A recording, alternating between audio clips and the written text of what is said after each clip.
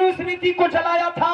हम बता दे रहे हैं कि हम कितने मुर्दे कौम के लोग हो गए, हम कितने मुर्दे हैं मुन्ना भैया, कि उसी मनुस्मृति की झांकियां निकाली गई दिल्ली में। आप लोग को याद होगा। और हम ताली बजा रहे थे, ताली बजाने वाले गैर थोड़ी थे, ताली बजाने वाले हम ही अपनों में से खास तौर से पढ़े लिखे बेवकूफ मूर्ख थे। दरोगा साहब आप बिरहा नहीं सुने होंगे, एक लिंक में शेयर करूंगा, पंडित का पतरा फेल हो गया। टाइम मिले 10-10 मिनट करके सुनिएगा। हमारे पढ़े लिखे लोग ज्यादा मूर्ख थे, इसीलिए मैं नहीं कह रहा हूं, मेरे महापुरुष कह के गए कि मुझे पढ़े लिखे लोगों ने।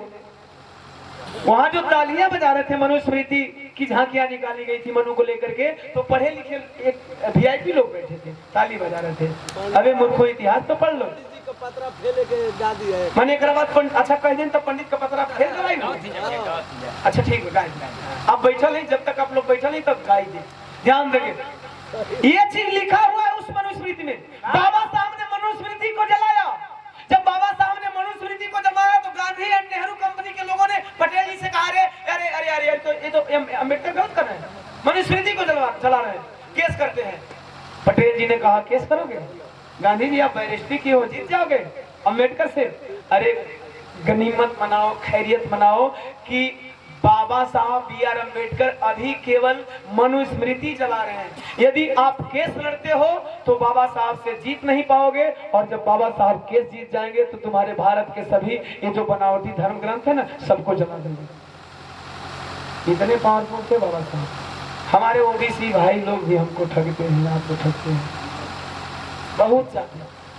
सबसे ज्यादा अगर सोया हुआ समाज है तो ओबीसी सबसे ज्यादा, और ओबीसी समाज का ही फायदा उठा करके हम पे उन पे शासन किया जाता है। अगर सबसे हक अधिकार छीना जाता है ज्यादा तो ओबीसी समाज का। हम तो लड़ते हैं अपने परसेंटेज के लिए, लेकिन इनको पता नहीं कि मेरा परसेंटेज कितना है। इन्हें पता, बाबा साहब ने सबसे पहले आरक्षण ओबीसी वालों के लिए लिखा, सबसे पहले। लेकिन ओबीसी वालों को पता नहीं कि बाबा साहब ने मेरे लिए भी किया। लेकिन बिरहा के लास्ट में यह भी बताऊंगा कि बाबा साहब केवल मेरे लिए, आपके लिए नहीं, पूरे भारत के लिए किया। आल्हा नंबर 2।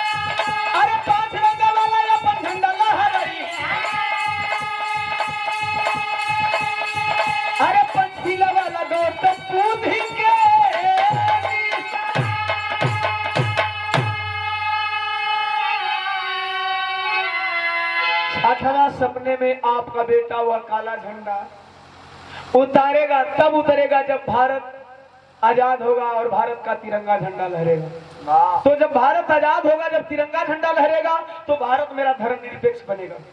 जब भारत आजाद होगा बाबा साहब के लिखे संविधान से, तो भारत धर्मनिरपेक्ष बनेगा, और जब धर्मनिरपेक्ष बनेगा तो हर धर्म के लोगों को इस भारत में रहने और जीने खाने का अधिकार मिलेगा, समान अधिकार। और जिस धर्म के लोग जिस धर्म को मानते हैं वो अपने धर्म का ध्वज झंडा लहरा फहरा सकते हैं। 6 सपना पूरा हो गया साहब। जा रहा हूं 7वें सपने की तरफ। 7वां सपना गुरुजी बताओ था, रोवे लगल, मत पूछा जा। 7वां सपना में बड़ा दुख बा। राम जी राव बोले हमारे दुल्हनियों कह ले कि दुख हो, कहते कि दुख आखिर 7वां सपना में है।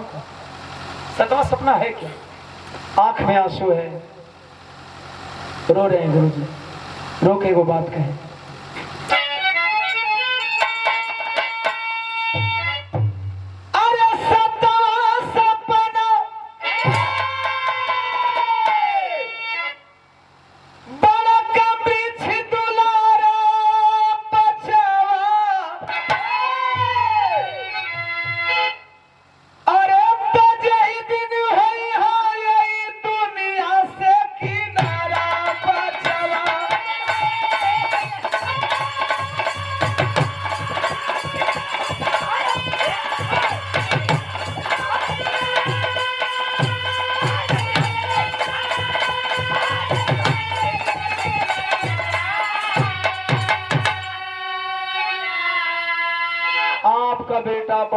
विशाल काय वृक्ष होगा।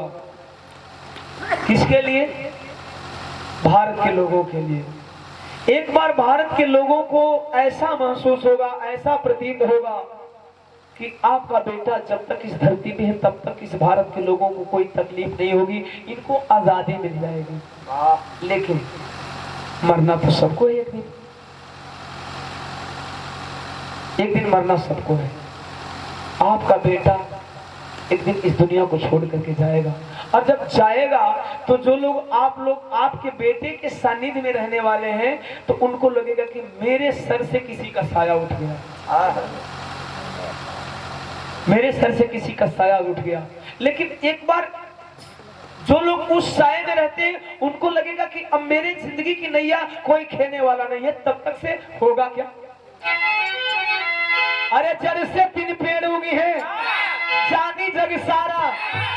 आप कौन श्री राम मायावती दामन में श्री राम सहारा।